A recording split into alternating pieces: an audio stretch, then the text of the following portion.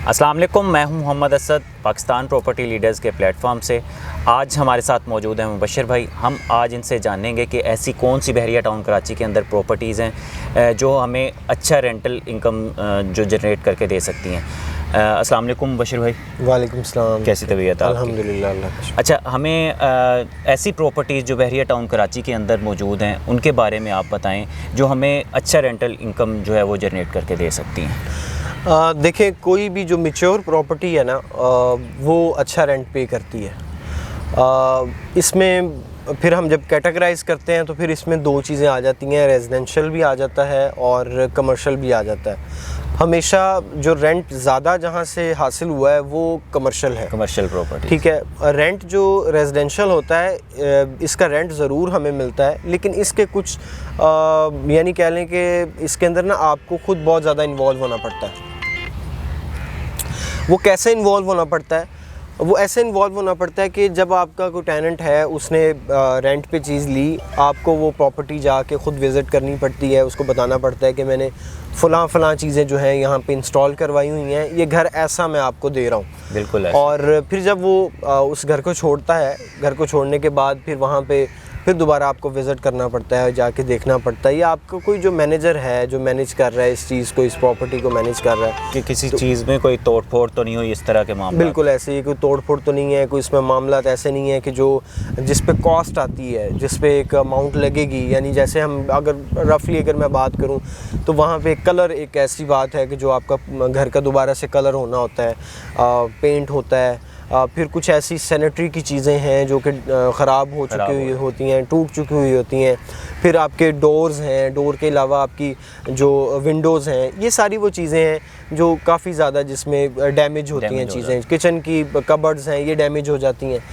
तो ये इसमें ये कि आपका एक प्रोसेस होता है जो आपको करना होता है। अगर आप नहीं करते तो वो आपकी प्रॉपर्टी जो है वो ख़राब से ख़राब होती चली जाती है। ये घर वाले जो रेजिडेंशियल प्रॉपर्टी है उसमें ये चीज़ें आपको देखनी पड़ती है। आप नहीं देख रहे तो आपका कोई रियल एस्टेट एजेंट जो आपका फ्रेंड है वो देख रहा है। तो यानी ये कि इस पे नज़र रखनी पड़ती है। इसी तरह अगर हम कमर्शियल प्रॉपर्टी की तरफ आ जाएँ तो कमर्शियल प्रॉपर्टी में इतने ज़्यादा वो क्या कह लें कि इतनी ज़्यादा वो चीज़ें आपको लुक आफ्टर नहीं करनी पड़ती, इतनी ज़्यादा चीज़ों को पेचीदगियाँ नहीं हैं, देखना नहीं पड़ता आपको पता है कि आपकी प्रॉपर्टी थी, उसमें क्या ज़्यादा से ज़्यादा आपकी कमर्शियल प्रॉपर्टी में होगा। आपने एक वाइट वॉश करवाया हुआ है, या आपका एक छोटा सा किचन है या कैबन है, या अगर वो या कोई वो आउटलेट है फूड के हवाले से तो वो उसकी कोई किचन बना होगा, या उसकी कुछ चंद एक चीज़ें हैं, या आपका एग्जॉस्ट फैन है, दैट्स इट। तो मेरा नहीं ख्याल कि उसमें कोई ज़्यादा पेचीदगियाँ हैं। वहाँ पे आपको रेंट अच्छा मिल जाता है, आपका स्ट्रेस कम होता है, प्रॉपर्टी को लेके केयर कम करनी पड़ती है। तो इन सारी चीज़ों को देखते हुए मेरा ख्याल है कि कमर्शियल एक ऐसा है जहाँ से आपको रेंट ज़्यादा मिल जाता है।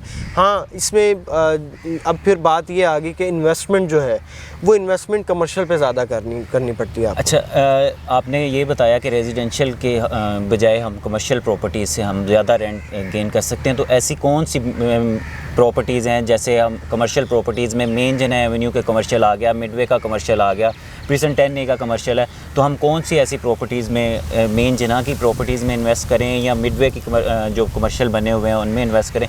उनमें से कौन सा हमें अच्छा गेन दे सकता है? रेंटल के लिए देखें, मेन अभी अगर हम चूँकि बैरिया टाउन की बात कर रहे हैं, बैरिया टाउन के कमर्शियल पे आपने जिस तरह मल्टीपल कमर्शियल्स के नाम लिए, मिडवे का कमर्शियल है, लिबर्टी के कमर्शियल पे बिल्डिंग्स कंस्ट्रक्ट हो चुकी हुई हैं, मेन जना एवेन्यू का कमर्शियल है। तो जितना प्रॉपर्टी का साइज़ होगा उस हिसाब से फिर रेंट भी होता है। सेकंड बात ये होती है कि प्रॉपर्टी की लोकेशन कौन सी है। तो जो लोकेशन है वो सबसे पहले मैटर करती है, उस लोकेशन के एतबार से आपको रेंट जो मिल रहा होता है। मैं अगर बात करूं मेन जना एवेन्यू के ऊपर, मैं थोड़ा सा रेंट जो है वो डिफ़ाइन करता चलूं तो ख़ुद कस्टमर जो हैं या देखने वाले हमारे व्यूवर्स हैं वो ये जान सकेंगे या ख़ुद फ़ैसला कर सकेंगे कौन सी प्रॉपर्टी उनके लिए बेहतर है, उनके प्राइस बजट के अंदर रहते हुए। मैं अगर बात करूं मेन जना एवेन्यू की, तो मेन जना एवेन्यू पे आज से पहले अगर मैं 6 माह और साल की बात करूं तो यहाँ एक जो 1000-1200 स्क्वायर फुट तक का शोरूम था अलॉन्ग विद बेसमेंट और मेज़ानाइन भी, तो वो आपको यहाँ पे करीबन 5 से 6 लाख रुपए रेंट दे रहा था। हम यानी कि कह सकते हैं कि ये हमें जो ऑफिस मिल रहा है, शोरूम मिल रहा है, वो 3 in 1 है। 3 in 1 बेसमेंट में मिल रही है, ग्राउंड भी मिल रहा है, एग्जैक्टली। और कुछ ऐसे शोरूम्स भी मेन जिना एवेन्यू पे आपको देखने को मिलते हैं जो जो है उसकी डबल बेसमेंट है, यानी कि 4 in 1 4 in 1 हो जाते हैं, उनकी डबल बेसमेंट है। और वाकई जब आप उसको विज़िट करते हैं, देखते हैं, तो आपका दिल खुश हो जाता है कि यार मैं जो चीज़ ले रहा हूँ वो वाकई कोई बहुत ही कोई उम्दा चीज़ है। और इसमें उनका रेंट भी फिर उस हिसाब से ज़्यादा होगा। रेंट भी ज़ाहिर है, जिससे मैंने बताया कि 5 से 6 लाख रुपए रेंट होता था। राइट नाउ चूँकि ओवरऑल जो हर एक बिज़नेस डिस्टर्ब है अकॉर्डिंग टू हमारी जो सिचुएशन चल रही है, पॉलिटिकल इश्यूज़ या पूरे मुल्क की सूरत हाल चल रही है, उसको देखते हुए अब अगर मैं रेंट की बात करूँ मेन जिना एवेन्यू के ऊपर, वो 3 से 4 और 4 से 5 लाख रुपए, 3 से 5 के दरमियान में फॉल करता है as per your showroom size. ठीक है। और फिर उसके बाद दोबारा फिर बात आ जाती है कि लोकेशन। ठीक है। अब इसी तरह यहाँ पे जो इन्वेस्टमेंट है वो क्या है, यहाँ पे इन्वेस्टमेंट जब रेंट ज़्यादा था तब इसकी इन्वेस्टमेंट भी ज़्यादा थी। अब जब रेंट थोड़ा कम हुआ है तो उस हिसाब से इन्वेस्टमेंट भी कम आई है। अब वो कैसे, वो ऐसे कि यहाँ पे मेन जिना एवेन्यू के ऊपर हमें मिल जाता था कमर्शियल 1 लाख रुपया पर स्क्वायर फीट रेट पे, हमें यहाँ मेन जिना एवेन्यू पे शोरूम मिलता था। ठीक है। राइट नाउ ये वही शोरूम जो है वो करीबन 80, 85 और 90 के करीब में हमें मिल जाता है। और ये हमें 1 शॉट पे मिलता है या बुकिंग पे? 3 सूरतें हैं। ठीक है। पहली सूरत ये है 1 शॉट पे आप लेना चाहें आप, फिर ये कि अच्छी प्राइस पे आप चीज़ ले लेते हैं क्योंकि आपने यकमुश्त सारे पैसे देने हैं।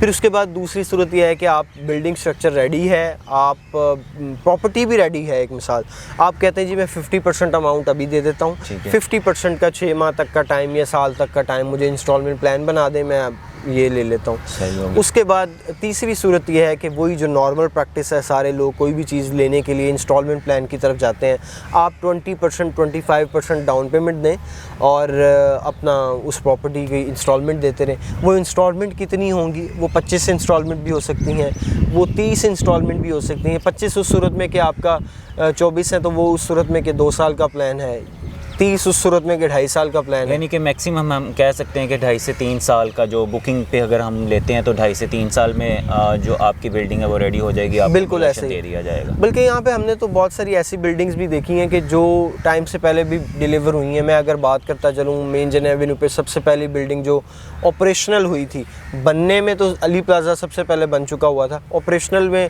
अगर मैं बात करूँ तो डोमिनियन बिजनेस सेंटर 1 था जो कि 1 साल पहले अपने ड्यूरेशन टाइम से पहले जो डिलीवर हो गया।